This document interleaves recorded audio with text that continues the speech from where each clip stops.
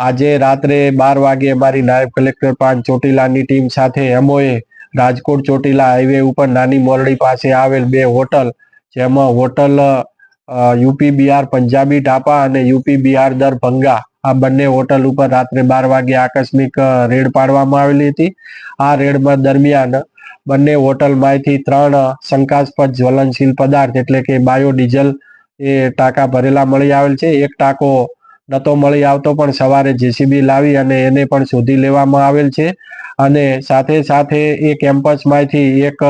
Tanker track ભરેલું મળી આવેલ છે, જેનો નંબર છે GJ12CT 9266। આમ